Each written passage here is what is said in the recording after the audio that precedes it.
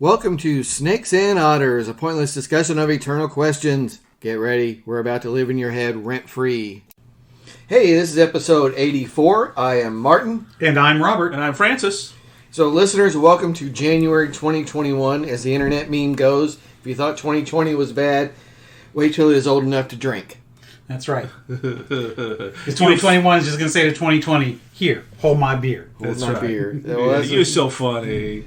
So, you didn't make it up. I mean, you're just reporting what you heard, right? Yeah, that's on the internet. So, guys, 2021 marks the 80th anniversary of U.S. entry into World War II. December 7th, 1941, the Imperial Japanese Navy launched a surprise aerial bombardment of the U.S. naval base at Pearl Harbor, Hawaii. And soon after, Germany would also declare war, and the Allies, the United States, the United Kingdom, and the Soviet Union would then be set to see the war through. Yeah. And, you know, World War II, of course, shapes the modern war, much as we have said with World War I. Sure. You know, you can't understand where you are unless you understand where you've been. Amen. And World War II is a big part of that. So, listeners, we are planning a series of episodes on World War II throughout 2021.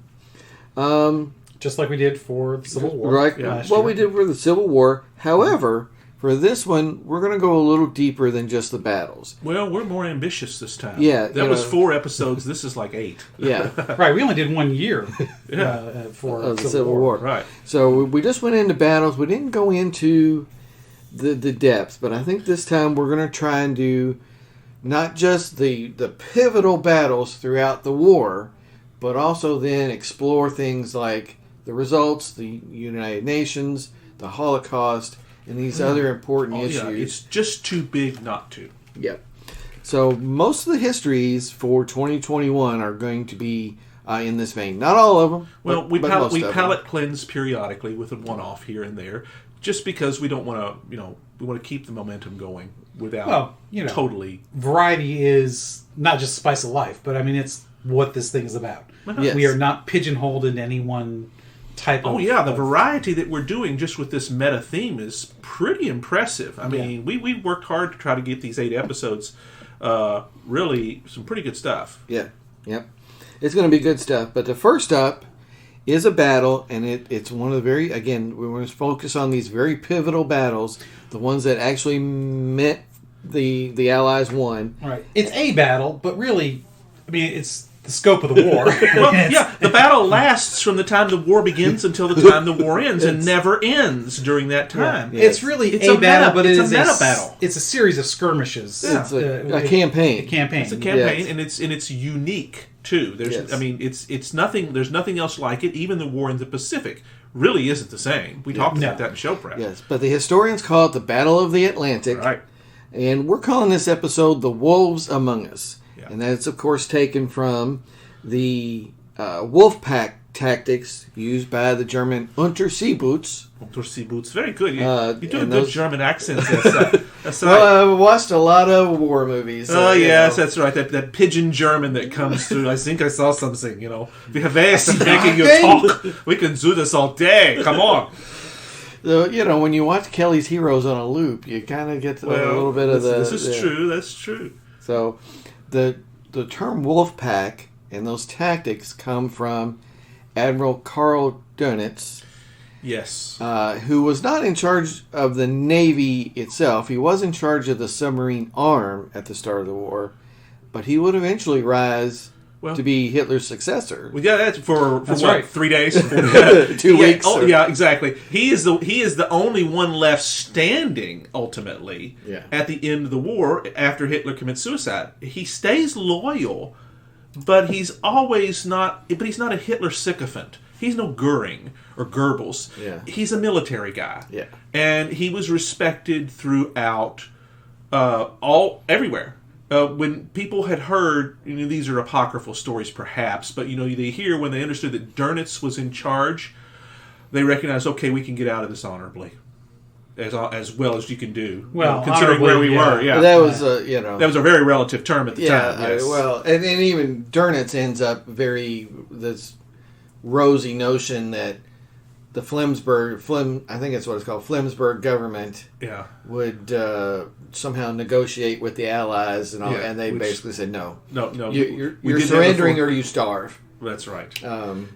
Dönitz actually ends up surviving the Nuremberg. We're going to do an episode on Nuremberg later, but he's one of the few that actually comes out relatively unscathed, which is unheard of, because Nuremberg was a justice moment. It was not meant to be a witch hunt, but you can't avoid all that completely. And we'll go into that. And it's not to say that what went on in Nuremberg was not justified. That's because certainly, those guys needed to trial. But you're right.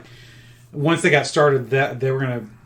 Vengeance is mine. It's there's part of that. We'll go deeper into that one later. Unavoidable. Yeah, that's correct. Well, there's never been war crime trials before, for goodness sakes. Well, we don't know what we're doing. We've never done this before. That's a good point. Yeah, the term war crimes was basically come up with for this purpose. Created, because they knew something was different. Anyway, we're talking about the Atlantic. Yes, the Atlantic. The Battle of the Atlantic.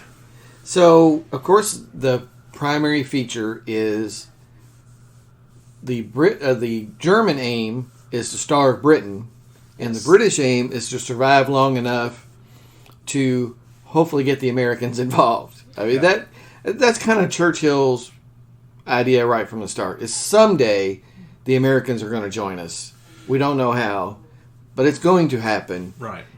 And we've just got to stay afloat, so to speak, long enough. Well, even during that period of time, there are different movements and different moments going on, because Poland is invaded in September 39, but this begins immediately. France is still an issue. It's still a major player at the beginning of this. France had the fourth largest navy into the war. That's a big, big deal. And what they thought, and of course Churchill's not in charge until I think it's April or May of 40. Of 40, yes. Right. So the Chamberlain government is kind of, I don't want to say inept, but I'll say it. It's kind of inept on this sort of thing.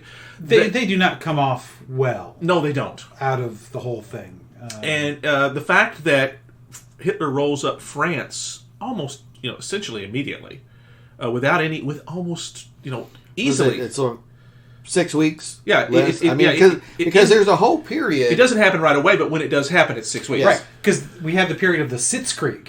Yeah, the Phony War. It's always called the Phony War by historians, where essentially very, very little happens until the invasion of France and the fall of Norway and things like that. Well, yeah, because it's like, Hitler, he's just doing his thing. Yeah, we're going to declare war, but it's almost half-hearted in many ways, because the will of the people, they didn't feel threatened. Those are Poles. We don't like it. We've got our interests there, but that's not us. And then all of a sudden they're Slavs. Well, that's right. I mean, there's a racist component to it. Yes, and there's no real obvious thing to do either. Well, that's right. I mean, because there's no way to come to the rescue of the Poles from Britain. Right. So we start. you start a blockade. Yeah. And you cut off supplies to Germany, which basically that's really all they could do at this point. And next thing you know, the Germans are rolling up France. Right, because obviously the critical mistake there, because often we talk about the critical mistakes because we like the what ifs, as we talked about in the show. But really, one of the most critical mistakes was letting Germany do what it wanted and take the initiative early on. Yeah. I didn't know this until a few years ago. I was doing some reading, and granted, they were probably inferior, although early on, maybe not. France had more tanks than Germany at the start of the war. Yeah. Well, that's an astounding thing. Nobody realizes. But without a doctrine on how to use. But without a doctrine, But that's kind of part of where I'm going is some of the critical mistakes. If your military is of the mindset to take the initiative, that doctrine is going to get figured out. Yeah. De Gaulle is really the only guy with that idea in the whole tank corps. That's what he started out as, a tank guy. And then so that's how he ends up really emerging as the guy that would lead France in exile. Because he's the only one that saw it, and they all of a sudden, didn't you tell us we should have known better? Well, maybe we should follow you. Whereas Hitler has plenty. Rommel is just the most noteworthy. I mean, he writes the book. We remember the movie in Patton. Rommel, you magnificent bastard! I read your book. But that's that was already long set beforehand. Yeah, but the Navy they had many tank officers. They who did knew what they were doing. Right. Yeah. Which is ironic considering they didn't invent the darn thing. They adapted it. Yeah. That sometimes that's best because Yeah. you don't have preconceived notions about it. That's right. So letting him take the initiative really plays into his hands. I think that helps with the Battle of the Atlantic because he gets to decide what to do, where, and when until the U.S. gets involved on land. Then he has to respond more so than he has been. Well, also, once he invades Russia, Yeah. But and we're going to talk. We're going to do Stalingrad. Yeah, that's a big one. Yeah. But the Battle of the Atlantic again is this idea that Dönitz has the submarine arm, but it's an age still of capital ships. It's still thought of as to really be a navy, you've got to have battleships and surface vessels. Right. And the real head of the navy at the time is Erich Raeder. He's an old school guy. That's what he wants done is the surface vessels.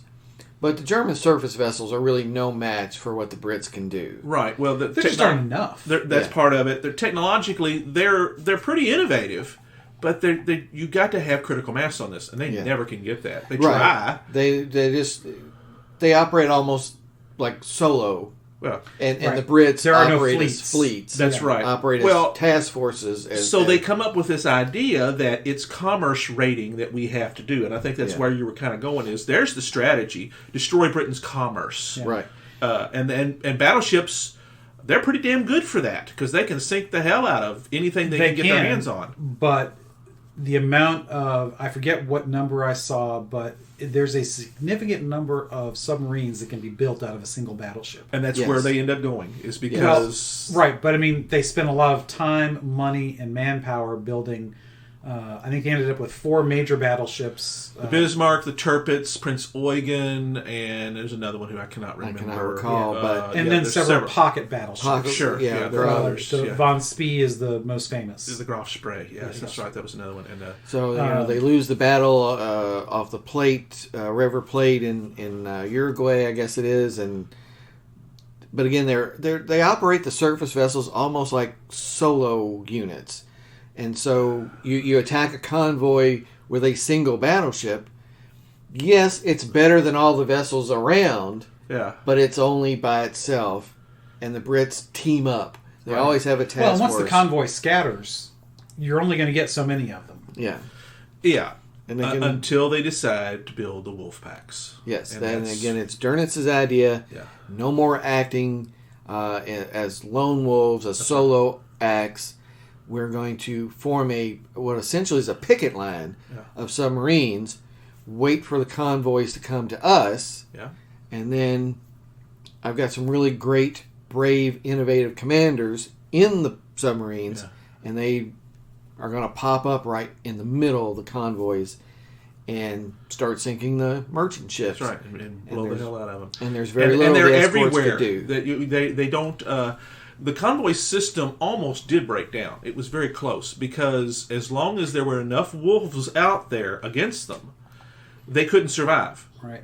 It was nearly abandoned at one point, which would have happened at exactly the wrong point. Yeah. Because it was pretty much from that point on not ineffective, but declining effectiveness. Yes. But the Brits used some very counterintuitive analysis to get where they needed to be. They realized that a convoy in the open ocean, no matter how big it is still pretty hard to find. Yeah.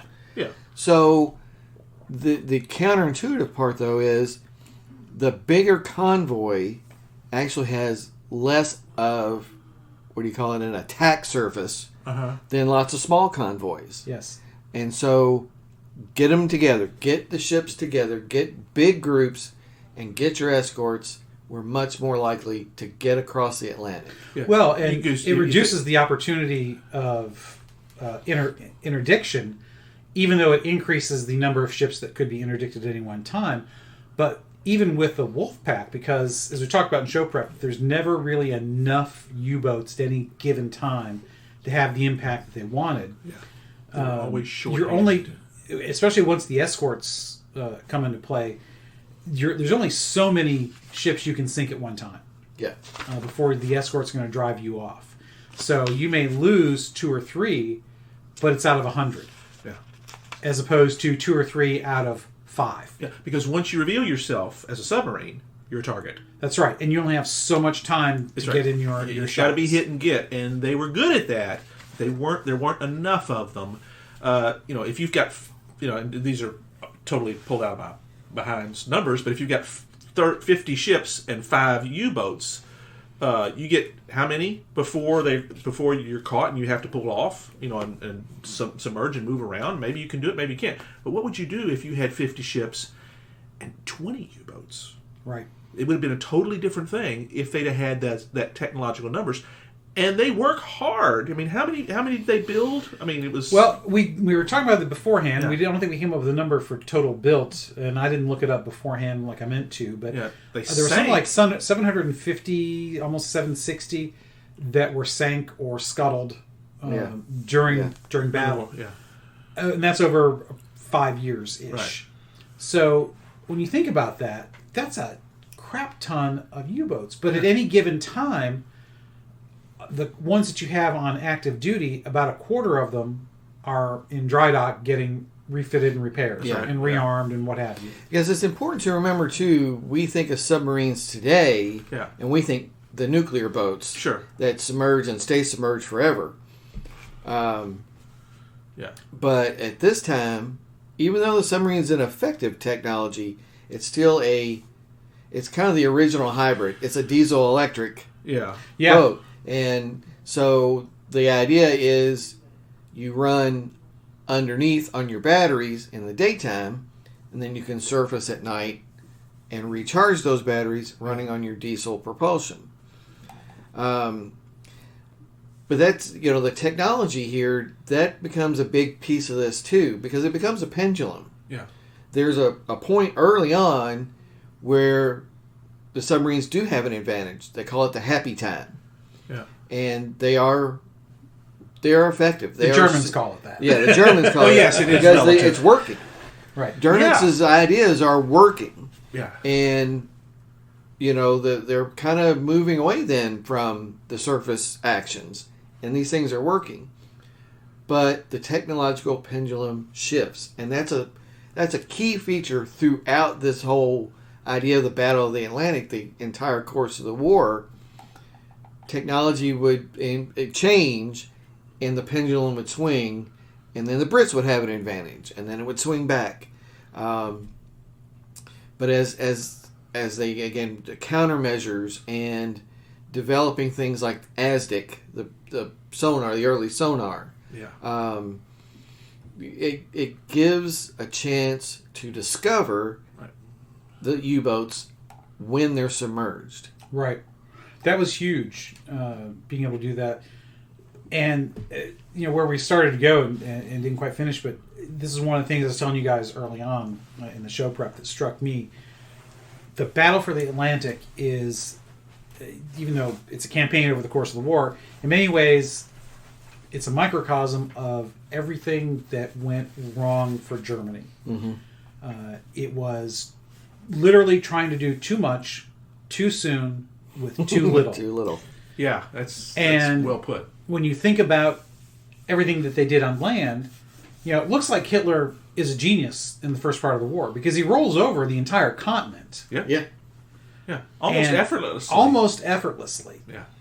And you would think, that gives them plenty of time to consolidate, refit, rearm, blah, blah, blah. Of course, invading Russia wipes out every military advantage that he had.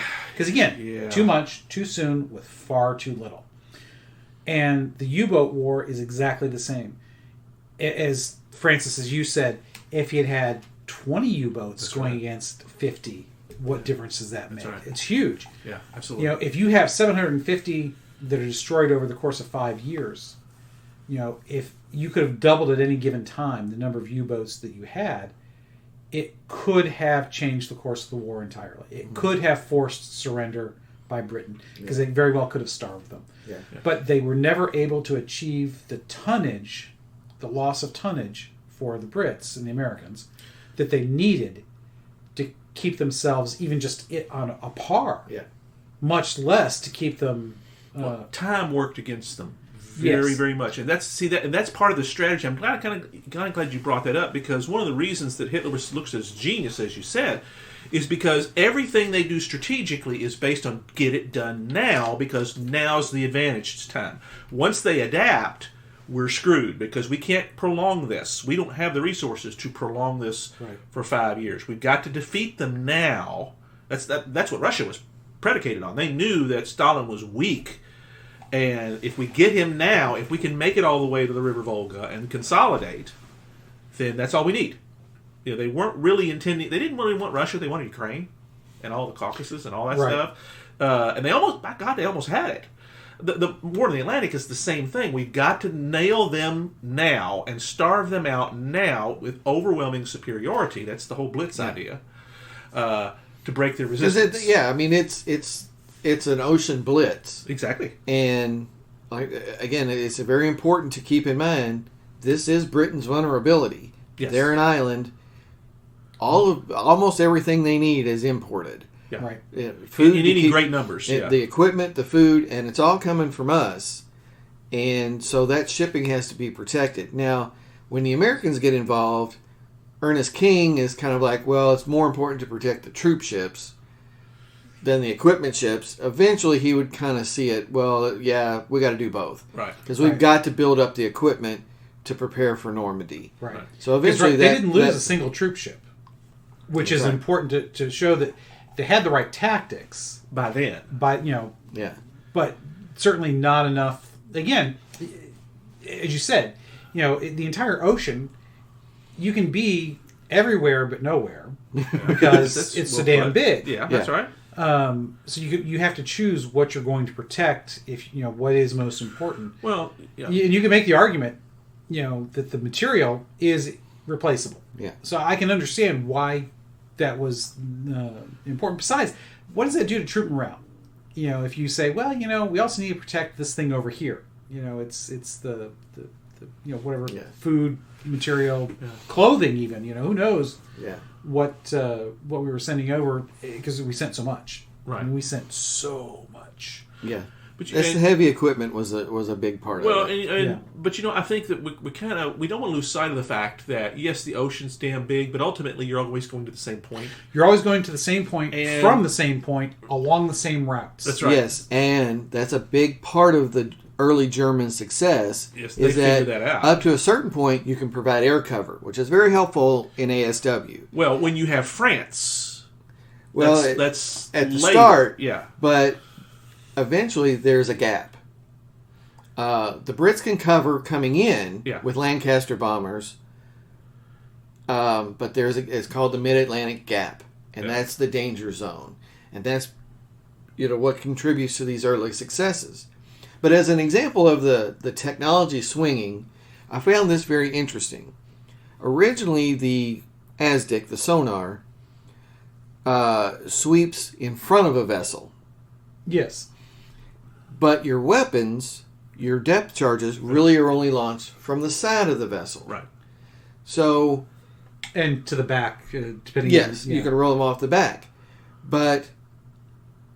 once you're tracking that, if you get too close, of course, you lose your signal. And then once you start dropping the weapons, then it's kind of useless. Right, because the water's all roiled up and, it's... So you're not getting a signal anymore. So a very crafty submarine commander could take advantage of that blindness, even after being initially detected.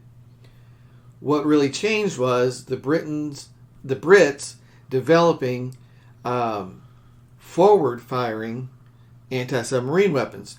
The hedgehog, it was called. This forward-firing anti-submarine mortar. That way you could strike as soon as you made contact. Right. You didn't have to wait until you were over top of your contact and lose contact in order to start striking. Yeah, which enabled a far more of a pinpoint accuracy. Right. So then that swings the pendulum back to the Allies. Well, and once the Allies come up with methods for detecting the subs, really it's downhill from there, because there's very little a sub can do besides submerging and staying totally silent and still to defend themselves. Once they're detected, it's not quite a duck shoot, but it's pretty damn close. Your option is run. Yeah, right. Yeah, because depth charges are very effective. Right. I mean, that's what they do. Because a submarine is really only viable against targets that either can't defend themselves or don't know they're there. Once a destroyer knows the sub is there, it's very difficult for the sub to win. Because, for one, the destroyer is always faster. Yeah. So it can maneuver and still keep up with a sub if it knows where it is. And if it does manage to get damaged, unless propulsion is damaged, it can always run away. Yeah. So and the sub is blind, too. Yeah. And the sub is blind. Yeah, because you can't come up to periscope depth, because that makes you even more vulnerable. Yeah. Right. Yeah, you'd have to have superior numbers in order to win. You have to get close with a depth charge. You got to be within about 20 feet. Yeah. But they do work. Yeah. They work. Especially they will shake a sub apart. Yeah, that's right. Especially when you just pilfer the hell out of them. Right. Yeah. So, once the detection gets to a certain point, there really is no way for them to win.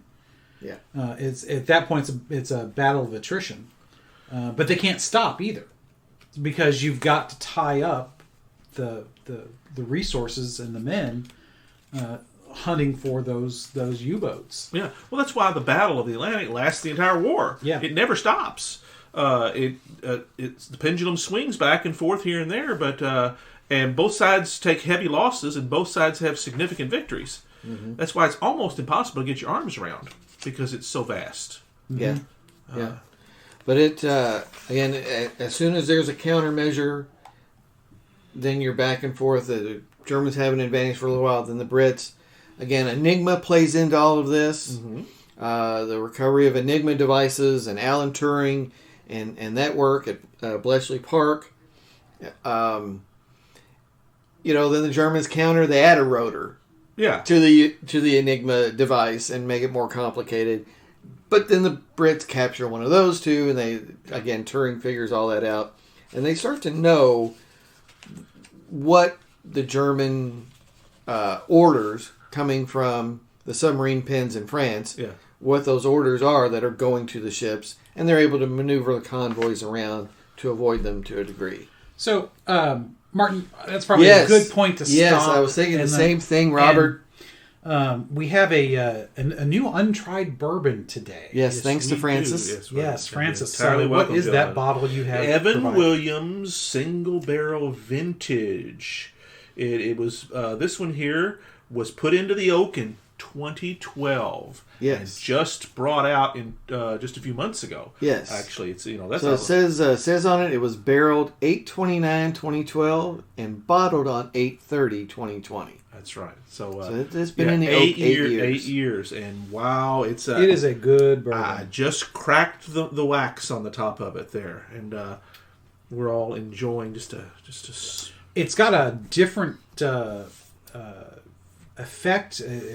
First time we tried it in the show prep, hit you really in the nasal passages, not in a bad way. Yeah. It's one of the things I find fascinating about bourbons is what part of your system will be affected by it, where you feel the burn, so to speak. And sometimes they're vastly different. Yes. An Angel's Envy is, in the gut. Yeah. And not immediate. It's a slow burn going down, whereas this, it pops right away. Yeah, that's a great way to put it. Yeah. Pops right away. And it goes up instead of down, which is weird because you don't feel anything down. The esophagus, the stomach, there's no effects at all. Mm-hmm. It's all in the mouth, the roof and of the nasal, mouth. The aging has made it very mellow. Yeah. Very smooth. Yes. I'm not getting the variety of flavors. I guess that's the mellowness. So I'm not getting a ton of different There's notes. no sweetness to it. We figured that out. Yeah, there's no caramel in this one, really. No. But good chew and there's no antiseptic part to it. I know that's one thing that you are sensitive to. Yeah. Well, that's if we were to, we don't often talk about failings of bourbon, and this is not a failing, but this is one of the things that's just different about most of the others. You're right, that difference of flavors. At the end, it's after you get that initial pop in the mouth and the nose. There's not a whole lot left. It's like it, pardon the phrase, shoots its wad early. Okay, well, pardon that phrase. I don't know any other way to put it. I know the scent I'm getting from it and the taste I'm getting from it now. Kind of like a candle, kind of a honey-scented candle. Really? It's not a honey, it doesn't have that added in. But that's what it's starting to remind me of now. There is a pleasant bitterness kind of to it. Beeswax. I detect a little bit of vanilla. Yes, that's another good one too. Yeah, that's another good. Yeah, I can see that. Put your nose in the glass and give a good snort. I'd say that. Yeah. Yeah, so it's got a little bit of a vanilla note. Yeah. It's some great stuff though. I mean, I bought this I've never tried it. I never knew it. Evan Williams will generally give you a good bourbon. Well, the reputation is there, and that's one of the reasons I said I know I'm not making a mistake. And it's kind of one of those things in our repertoire. We kind of, you have to jump through this hoop eventually. Evan Williams is one of those good bourbons that we just had to do. Well, as the former pastor has said on many occasions, even a bad bourbon is still bourbon. Yes. Honestly, I've never had a bad bourbon. No, not at all. Yeah. They're all unique. They're all, there's no question there is a crafting to this. Yes. This was very, very lovingly created, one might say. Yeah, I will say this. Most of the bourbons we buy have corks. Yeah. It's very rare. Although the Four Roses that we generally get generally has a screw top, which is very unusual for the quality that you get. I didn't realize that. I guess I've never actually, because you bought it. Yeah, I've bought it. And you've poured it every time I've had it. Oh, have I? Okay. Well, maybe Martin, maybe you did, but I never have, so I didn't even realize that. Well, you may have, but maybe you never. But if you pulled it off, how am I going to notice? But it's not always the only sign of a quality bourbon. But it's one of the things. If you're looking for a good bourbon, stay away from the screw tops first. It's not so you can't find a good one, right? Because you absolutely can. Yeah. That Four Roses is it's one of our standards. Yeah, even though that's your basic Four Roses, it's a $20 bottle of bourbon, which is just a phenomenal value in my opinion. Well, yeah. What was the cost on this? This was about $28. Oh wow! Yeah, that's still good value. Now that's great value. Now I got it at Costco, which it's a bit a better price than you get otherwise. But no, I didn't. They had the $50 bottles. I didn't get one. Mrs. Francis would have flogged me like a disobedient sailor in the British Navy had I done Well, you've that. got several bourbons here for us to try, so that's correct. You can only spend so much on bourbon without that is getting correct. flogged. Well, I made certain that for this round of episodes, I've got 3 bottles of uncracked goodness that I've provided here because I'm sorry, I was feeling a little guilty. I've drank too much of your all's bourbon and haven't provided lately, so I fixed that. So well, I love the fact you provided the variety. It's one of the things I love about it. It's not against Martin because we kill a bottle before Martin moves on to the next one. This is true. Yeah, we will stay with whatever Martin which is fine. Using. But I also like it. Well, I do have 3 choices now. That's they are all open, but now we've got. You have built them. Yes. Well, the larceny bottle when we were in quarantine took a long time to get. It did, yeah, because you didn't have our help. I understand. Yeah. That's true, and good bourbon is not exactly cheap. It's not going to go out and buy a bottle every week, right? But it's nice though to have that variety. Well, ultimately, that's our mission in life: to try them all. Yes. So the verdict on single barrel Evan Williams, again. I love this color, this great... It does have a great color. Super amber, dark color. 8 years in the barrel. A little note of vanilla. A little note of kind of a beeswax sort of candle. Very mellow, very mild. Not a huge range of flavor, but very mellow. I'd give it 4 stars. Oh, absolutely. If it had a little bit more range of flavor, I might up that. But this is a good bourbon. I mean, let's face it. Very few bourbons rate 5. Yeah. Fair enough. I mean, we don't always rate them. I'm just sitting thinking, wait a minute, do we actually rate our No, Artemis? but it just we should. occurred to me. See, there we go. The inspiration comes when it comes. Yeah, we should be rating them. Yeah. I mean, if you do the 5-star system, there's the 4s, the 5s. We probably won't get too many 1s and 2s. I wouldn't think so. And I would say we would probably even reserve that rare 6th star for the 18-year-old Pappy. Not that we will probably ever try that there, on No. We'd have to have a benefactor if we were going to try that. That's right. We might be perhaps. But we would be more than willing to have a donated bottle given to us of any for us actually. to talk about. We could spend an entire episode on a bottle of Pappy's. And that is a great segue to the next thing I want to bring up. As we gather here at the Baxter Building, that's right, Studio F, Francis. Listeners, you may have seen this already on the website, snakesandotters.com. But we have merch. That's right. We are a podcast with merch. Oh, yes. Thanks to Warren at Louisville Sporting Goods, who was able to take Francis's original logo design and translate it to I call these single color line arts. I don't know if that's what it's really called. Sounds about right. Yeah. Single color line arts. We now have hoodies that are almost in Bellarmine colors. Yeah. When I first saw it, I thought, he's either done Bellarmine or he's done Snakes and Otters. That's right. He did. And we're all three of us wearing them as we record this episode. So this is my Christmas present to the fellas, a little merch. Mrs. Martin has one. And I think we could probably get more. She's wearing hers today as well, by the way. That's right. Yeah. Excellent. Absolutely. Yes. But it's a red hoodie. It says Snakes and Otters Podcast. It has the 3 fedoras and a pointless discussion of eternal questions. Absolutely. So if you want one, listeners, we're going to have to find some way of doing e-commerce on these. I'm sure we can figure that out. We'll figure it out. We got a PayPal account. We can do this. We can get it on Cafe Press or something, I guess. Yeah. And have Warren make more. He's a great guy. Really helped us out back when I was coaching archery at a local high school and did T-shirts and uniforms. Molding young gentlemen and ladies. Yes. So I was super thrilled that it was able to get done. I wasn't sure he would be able to get them all finished, but he... well, you've got a picture of it on the website, too. Yes. There is a photograph on snakesandotters.com. And you can see what they look like, but they are great. Yeah, and check out the regular content. We finally gotten into the groove with this regular posting stuff here. Martin Mondays, Wobbit Wednesdays, and Francis Fridays. Yeah, so, there's some good bonus content. We've done some good stuff so far on there, and it'll direct you to some episodes. So, guys, back to the war in the Atlantic. Back to the Wolves Among Us, the Battle of the Atlantic. So before we go on, something that because you know me, like context, right? Context. Give me some context. So one of the things that when you look at battles and how they're won, you often look at the numbers.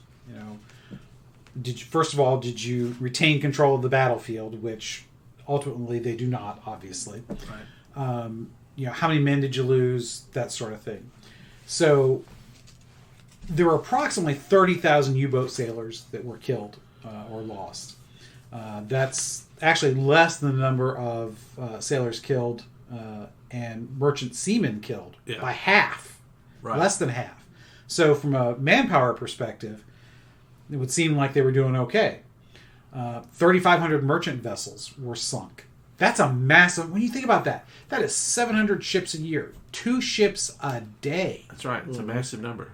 And, when you consider how much that is compressed into the first couple of years of the war, 40, 41, 42, that is just astounding how much shipping they were sinking at the first 3 years. It almost worked. Yeah, it was very close. Yeah, 175 warships, 741 RAF Coastal Command aircraft were actually lost, which is astounding when you think about it, because they actually had some subs that were equipped with anti-aircraft weapons.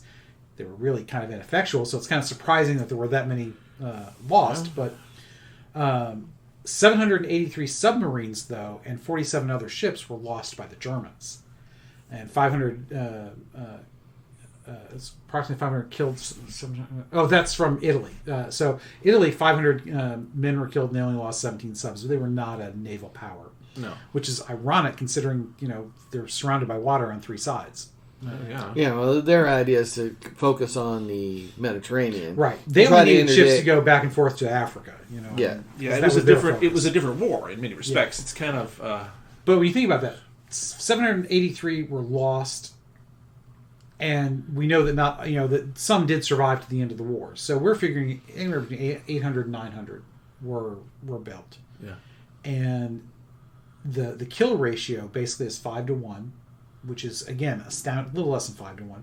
To me, that is just astounding. Yeah. And yet, they never, except I think 1 or 2 months out of the entire war, hit the amount of tonnage they needed to sink in order to at least stay even. They never got ahead. Yes, they were too vulnerable in many respects. The lifespan of a sub and its crew was enormously short.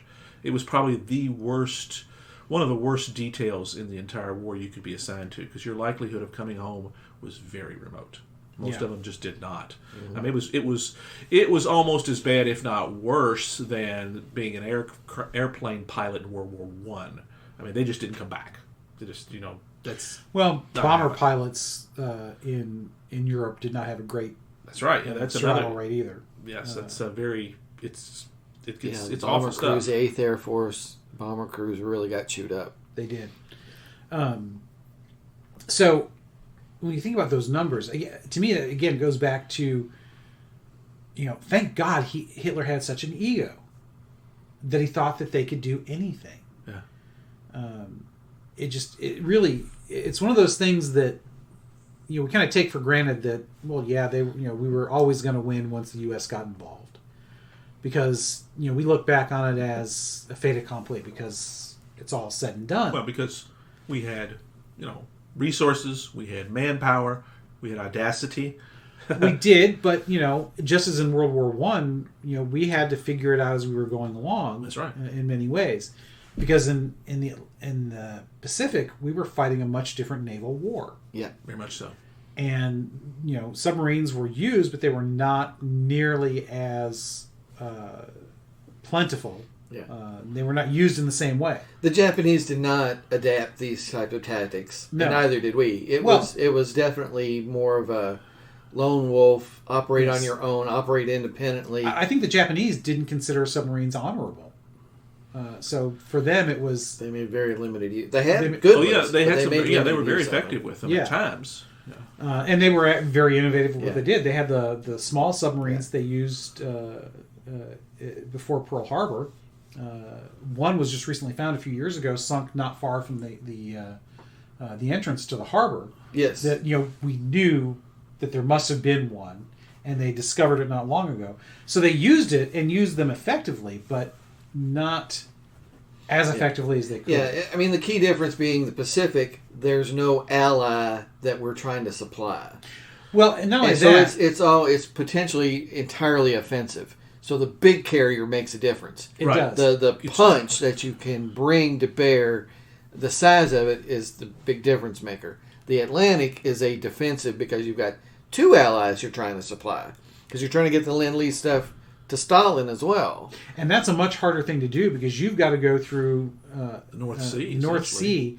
And when you look at a map, the islands that are just littered in the North Sea between Denmark and the Scandinavian countries, there's no straight shot. Yeah, you've got to really run a gauntlet through the Baltic and the North Sea to get to where you can offload things to Russia. Right. And, they even tried the Arctic route. Which was actually, that's where the Tirpitz went down, was in the Arctic Sea. Right. Because Hitler knew, this is a great spot to beat the snot out of them as they came through. And they were very successful. If they'd have had 30 of those things instead of just a few, it would have been a big difference. Yeah. Right. Eventually, the technology swings to the Allies' way.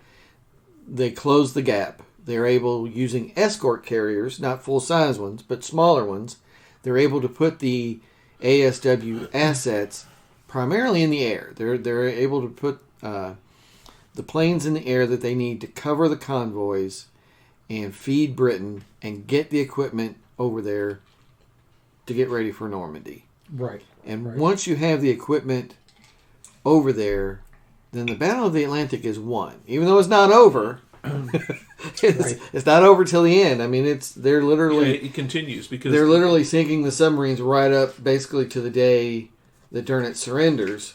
And again, a lot goes into it: the Enigma, breaking the codes, the development of the technology. But once you can cover by air the entire route, then you've got the battle won. Right. And it also doing that and putting those spotlights on the planes so that they could search at night made a huge difference, because they could no longer run on the surface at night and charge their batteries that way. Yeah, you're forcing 24 hours of stealth. Right. So you are now limiting and that's part of the other problem, is they have a limited range.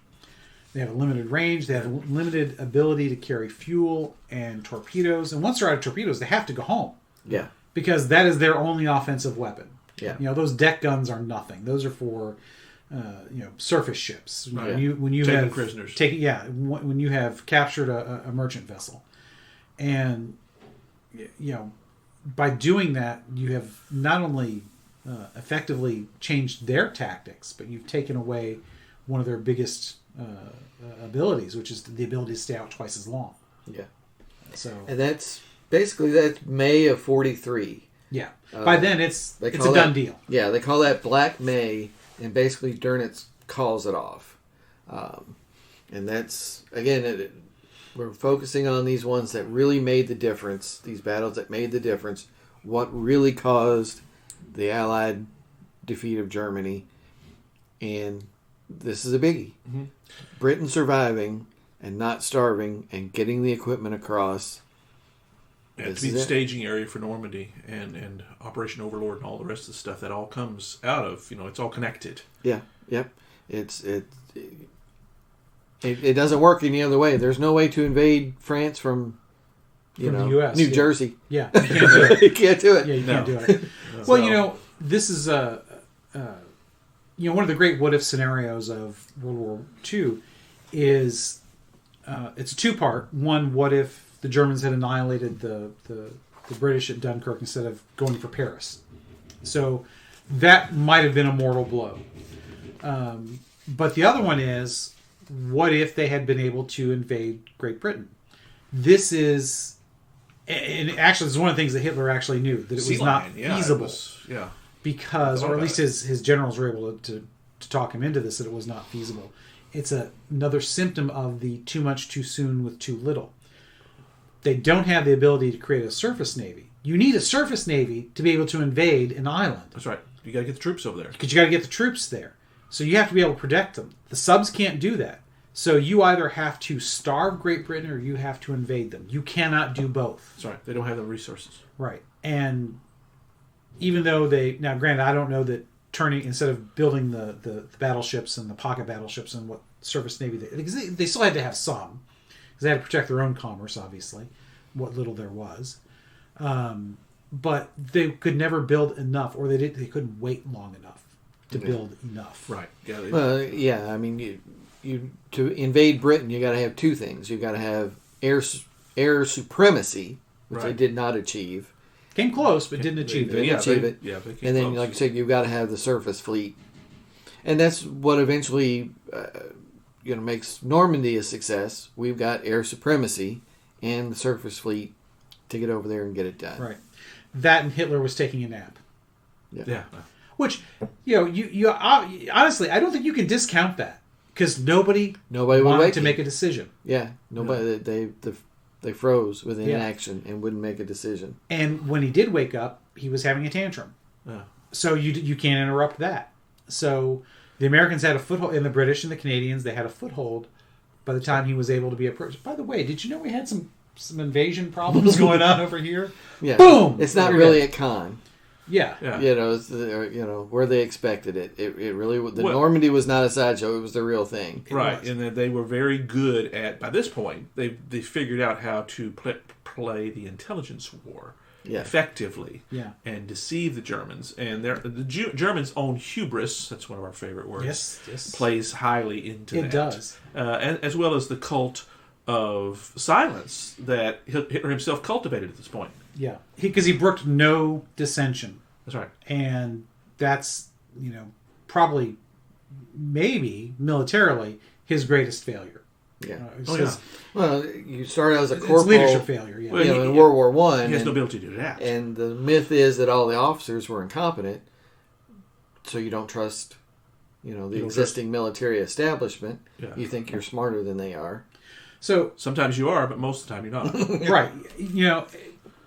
Most of the time you're probably not. Maybe tactics on the ground. Sure, absolutely. And but strategy, no. That's right. Although I'll grant you, in World War One, the strategy was effed up too.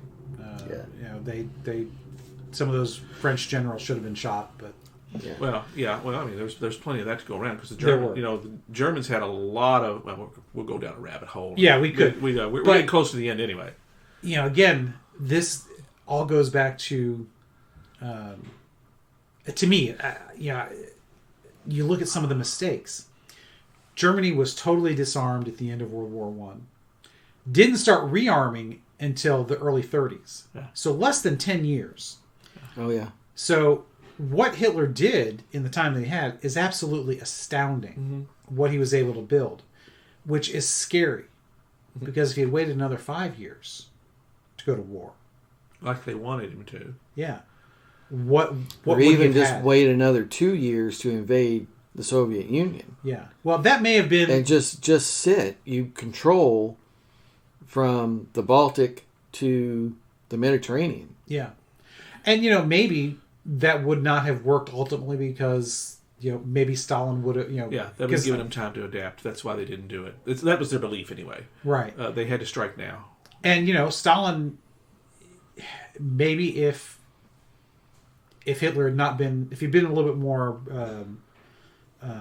clandestine in what he was doing, not being so. If he'd waited and wait to invade Poland, wait till the next year. Wait to take Czechoslovakia. Yeah. In the Sudetenland, because everything was started far too soon. Thank God. Well, yeah. Ultimately, that's what enabled the war to go the way that it goes. Yeah. For all the successes early on, it was all. It wasn't smoke and mirrors, but it was all that it's like the smaller boxer getting one lucky punch in on the big guy the first time. Yeah. But it might be the only time. It might be. Yeah, but it doesn't matter. It's who Buster wins the- Douglas. Yeah. Yeah. Exactly. Oh well, there you go. Yeah. Didn't expect that one, but that works great. Yeah, that's a great analogy. That's Yeah. fantastic. Yeah, because as we said, he had won in Europe. He had won the land war in Europe. Yeah. France had to surrender, and he had enormous resources by getting that. You have to remember that, but it still wasn't enough. Right. Because he could get the material, the raw material, he could not turn the population into the war effort like he could at home. Right. One, because they were going to be unwilling. Right. But two, you could never really build your war-making factories outside of Germany because of sabotage. It just was not feasible to do that. Well, and while they viewed technology as important, they never focused on one. There was always this... It's too much squirrel going on. Yeah, there's always this... Very good. Hitler's wonder weapons. Hitler's, let's try this, let's try this, let's try this, let's try this. Yeah. Again, we've mentioned in show prep the tanks. They were great tanks, but they never just picked one design and built it. Right. The way the Allies did. Right. Built it in enough numbers to make a difference. Yeah. Even though it wasn't perfect, it was everywhere. Yeah. And that's all. That was the goal. Was to Yeah. be That was the everywhere. goal. Pick out one thing, build a ton of it. The Dakota, the aircraft for cargo and men, the Sherman tank. Mm-hmm. Just build enough of them. Yes, it might not be as good as a Tiger tank, but we're going to overwhelm them in numbers. Right. And the Battle of the Atlantic is kind of the same story. It's a technological race that the Americans and the Brits win by spring of 43. And that allows them to have the air cover that they need to cover the convoys completely and to even drive the subs essentially back to the pens in France. Yeah. You can't really even leave France now without being subject to air attack day and night. by the Brits and the Americans. And when you think about it, the idea that, as we said before, he had to win fast. It was the only way he had any chance. But when you think about it, what we did as the Allies, there was no way that ultimately, I think he could have won going when he did, simply because they just didn't have enough manpower. That's correct. Great Britain. That's why they wanted to go quickly, because they wanted to basically give us. They were thinking we would back down. Right. Manpower between Great Britain and Germany was approximately the same, give or take a little population-wise. France, Germany, they're all relatively close. Taking out France was obviously huge because it takes that major player off the board, even takes the Navy off the board, because France, as a surrendered power, has a new government. Unless everybody in the Navy decides to scoot on over to French Indochina, which they really didn't. Nope. They're pretty much taken out of the war. Right. What French troops you have are all the ones that are outside of France, and the Free French forces. Free French forces, and like you said, with the Navy, unless it's a mutiny, officially, they're neutral. Right. And Great Britain, if they had been on the continent, continental power, probably would have lost just as quickly. Yeah, but they feared that because they almost did. If Hitler had what it took to invade them properly, they were afraid of it. They were very afraid of it. But because he couldn't invade, and then when you get the U.S. involved, which we were something like 150 million people at the time. That would be about in the ballpark. So that's approximately 2.5 times the manpower in Germany. And you've got, because I want to say 66, 60 million, something like that, between Great Britain and Germany. So you've got approximately 200 million when you include Great Britain, and 60 million. And they've already taken massive losses by the time we actually invade in 1944, because they've lost in Africa, they're losing and have lost in Russia. It's once the attrition really starts. It's in the numbers. The numbers become inevitable. And the technological race is the only thing that could have saved them. If they had managed to develop an atomic bomb before us, before the end of the war, then they probably could have at least gotten a truce, a ceasefire, and that's what they were counting on, and that's what they were hoping for. Yeah. One of the other things I find fascinating: at the start of the war, you have tanks that are essentially just machine gun platforms, right? Mm-hmm. You've got planes are all very, the Messerschmitts are incredibly fast, all of that, but you have cavalry. Granted, it's poles only for the most part, but you actually still have horses being used in various parts of the armies, including us in Great Britain. But they had cavalry actually take the battlefield at the beginning of the war. Yeah. And at the end of the war, we're dropping nuclear weapons. When you think about the span of technology and how it advanced in this war, it is breathtaking. That's right. Yeah. Absolutely breathtaking. It is the story of technology. Yeah, technology it really triumphs. is. Yeah. And, as you said earlier, the Battle of the Atlantic is a great example of the technology, because the technology is the driving force in what causes them to lose. Yep. Sounds good. Gentlemen, that was pretty super. I think we really covered the Battle of the Atlantic in a really fresh, interesting way. I will say this for folks that want to watch more on this. 2 great movies come to mind. One is recent and one is old. Perhaps considered the best war movie of all time is Das Boot from 1981, which is from the German perspective, and it is the whole thing from within a German U-boat. It was fantastic. It won Academy Award after Academy Award, and it was in a freaking foreign language, mind you. Yeah. Get the dubbed version. No, excuse me, not the dubbed version, but the subtitled version. Don't get the dubbed version. It doesn't sound as good. It never will. Yeah, it's just not. You miss stuff. It's worth getting the subtitled version on that. The second movie is one that just dropped this summer, and damn, because of this COVID, it got almost no distribution. It's Greyhound with Tom Hanks, which tells the story from a commander of the Allied side, a convoy commander. I mean, most people know Tom Hanks. You're probably guaranteed a good movie, anything he's in. It was a sad thing that it didn't get the distribution, but it's available online now. Yeah, streaming like crazy. It's worth your time. Both of those are really we've really seen some really good war movies the last few years. Yes, we have. Dunkirk was great. Darkest Hour, to me, that was even superior to that, even though there's no battle part. Those two actually are best watched back to back. Because they're kind of the same thing at different perspectives of what's going on. What was the... I'm blanking on the name. The World War I movie that was basically shot... It wasn't in one shot, because technically it was two. 1917. 1917. That's right. That was a phenomenal movie. Oh, yeah. Absolutely phenomenal. Yes, fantastic. We need to have a Snakes and Otters viewing of that, because I have not seen it yet. Oh, my gosh. Because I wanted to save to watch it when we could do a Snakes and yes. Otters. I tell you what, that is phenomenal. Visually, it's not the scale of something like almost any other war movie. It's a personal experience. It is a personal experience, but it is a phenomenal, and visually it is incredible. Yeah, it deserves all the accolades it got, and those are great jumping off points to bring us to where we need to go. Yep. Francis, buddy, what is up next? Code of Honor, of course. We're going to go back to the well. We have no idea what we're going to do, but then again, we never do.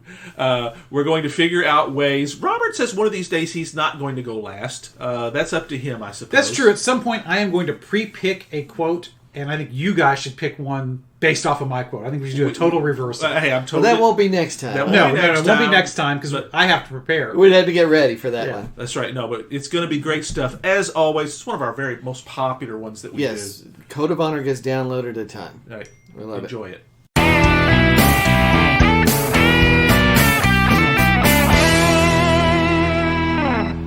Hope you enjoyed another pointless discussion of eternal questions. Remember, new episodes published every Friday at noon Eastern. Spread the word. We're on all the major podcast platforms. And leave us a comment or review, because that helps others find us. We're on Instagram, Twitter, as well as our website, snakesandotters.com. I'm Martin. And I'm Robert. And I'm Francis. Join us next week. Same snake time, same otter channel.